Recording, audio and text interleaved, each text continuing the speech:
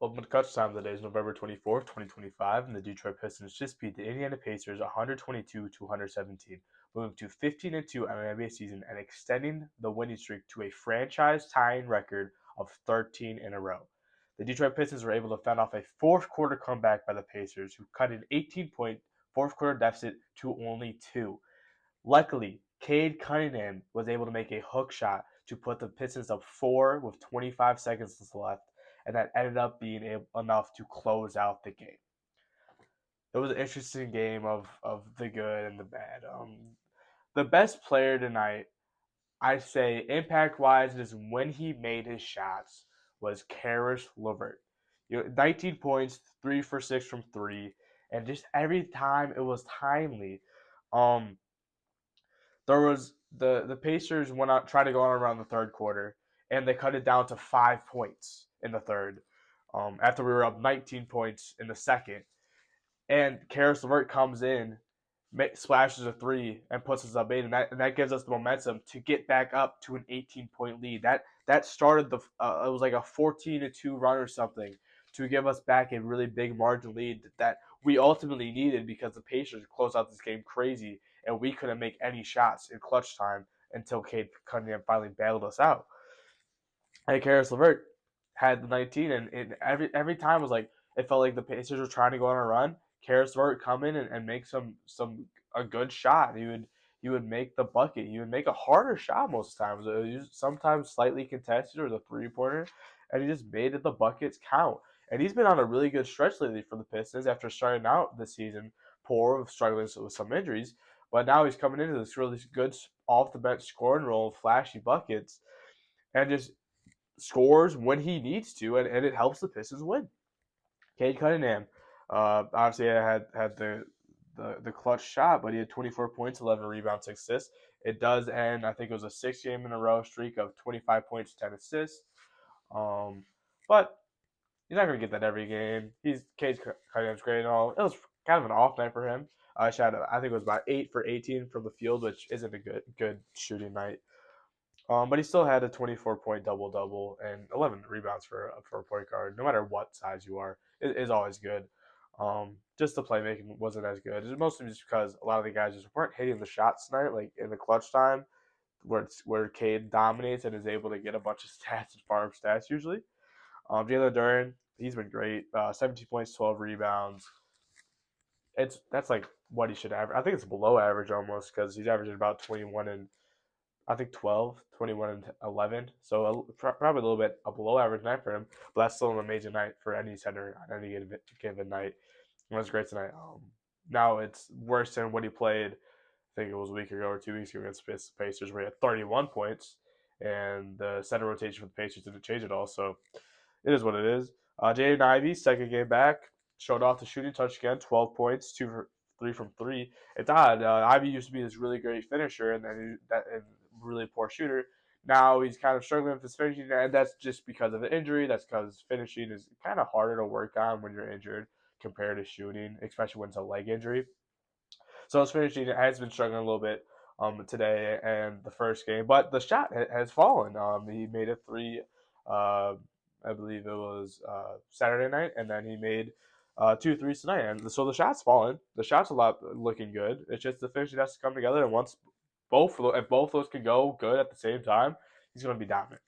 Asar Thompson, 13 points, and Asar Thompson's never going to have like a 20-point night. He's never going to have a 25-point night.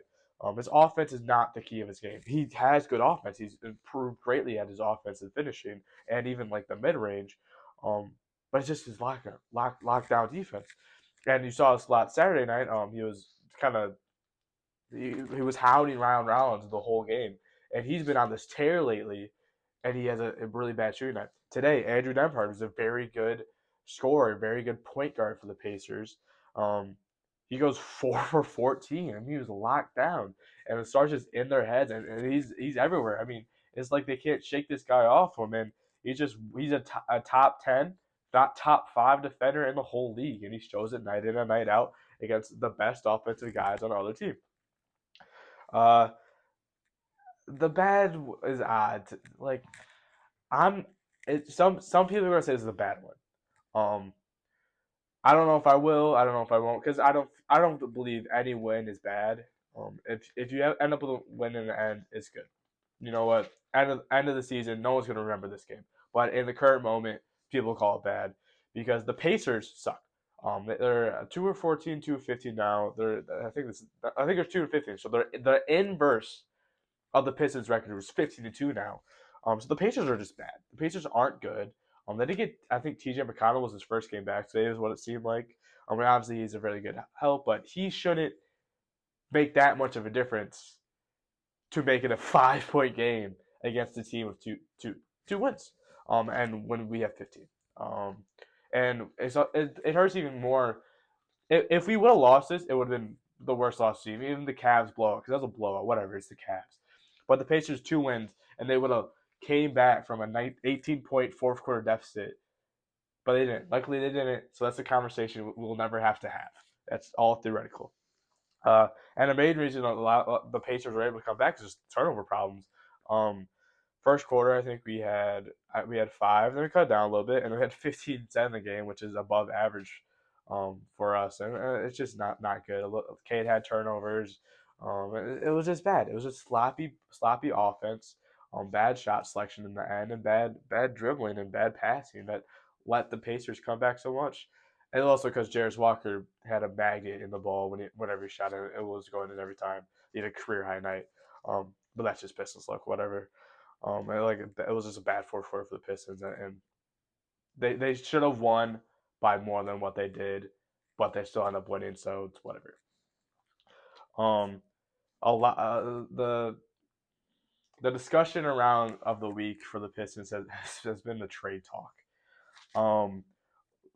There's been two guys that have been rumored to the Pistons, not rumored, just discussed and amongst fan bases, amongst the league, talking heads.